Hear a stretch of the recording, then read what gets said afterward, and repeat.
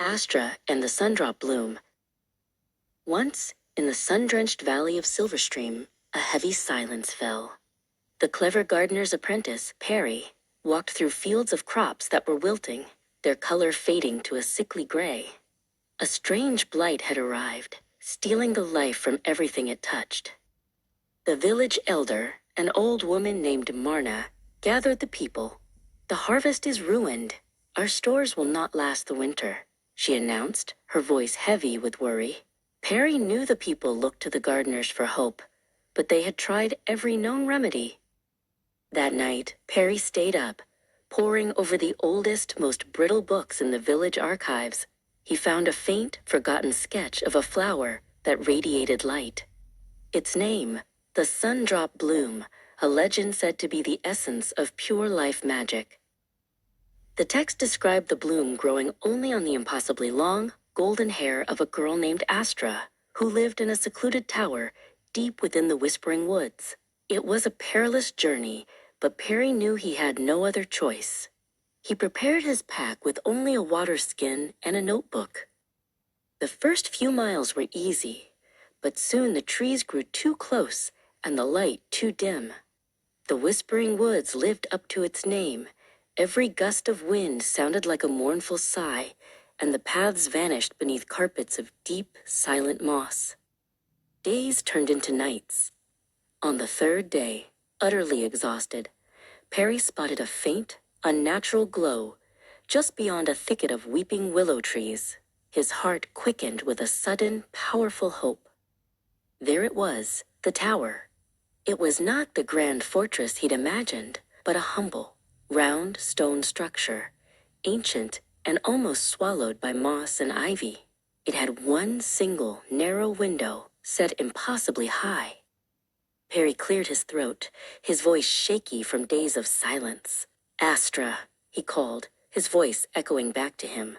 "Please, I am Perry from Silverstream Valley. We desperately need the Sundrop Bloom." For a long minute, nothing happened.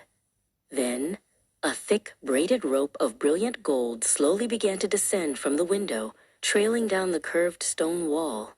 Scattered throughout the braid were dozens of tiny, luminous yellow flowers, twinkling like captured stars. Perry rushed forward. He had to be quick and gentle. As he reached the braid, he carefully chose the smallest bloom, and, with trembling fingers, he plucked it from the braid, cradling its glow in his palm.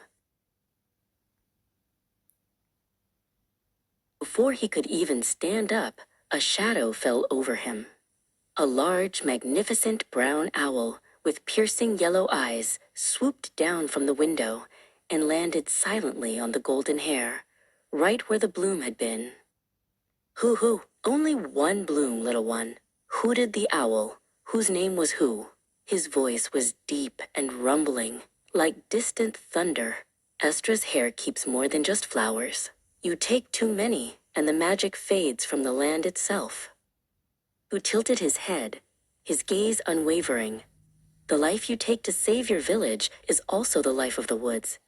You must promise, Perry of Silverstream, to nurture and defend your village's life, so this gift is not wasted." "I promise." "Who?" Perry said firmly, clutching the Sundrop Bloom tightly but carefully. As he spoke, he looked up, and at the high window, Astra's face appeared. Her eyes were wide, but a soft, shy smile touched her lips. "Thank you, Astra."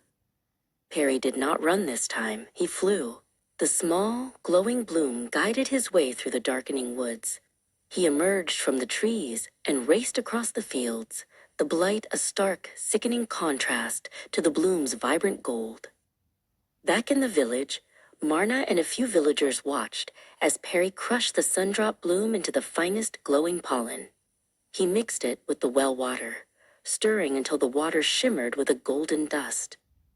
The villagers worked through the night, carrying buckets of the shimmering water to every row and furrow. The blight resisted, but the magic of the bloom was stronger. A feeling of warmth and renewal spread across the valley. The next morning, a joyful, astonished shout broke the dawn silence. The blight was entirely gone. The fields had not just recovered, they were overflowing with crops richer and greener than anyone had ever seen.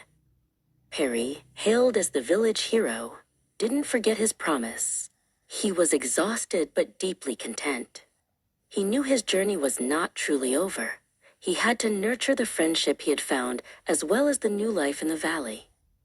And so, every seventh day, Perry would make the journey back to the Whispering Woods. He never asked for a bloom again, only carrying a basket overflowing with the biggest, sweetest fruits his revived garden could offer. Astra, and who always waited for him. She would drop the braid, and Perry would secure the basket at the base of the tower. He would then sit on a smooth rock and tell Astra everything about the village. He described the children playing, the bakers making new loaves, and the rich smell of the earth. Astra, who had only ever known the smells of moss and damp stone, listened with rapt attention, her eyes sparkling with new knowledge. "Why do you stay in the tower, Astra?" Perry asked one day, his voice gentle. Astra looked down at her glowing braid, twirling a strand around her finger. "The bloom's magic, Perry," she whispered. "It needs a steady home to protect the forest, and a promise keeps me safe." Perry didn't press for details. He simply said, "Then I will keep my promise and visit until the moss on the tower is completely covered by the green life your kindness has helped us grow." And so, their gentle friendship blossomed, just like the tiny sundrop blooms on Astra's hair. Perry helped the world outside the tower, and Astra brought the world inside to the girl who protected the magic, one golden strand at a time.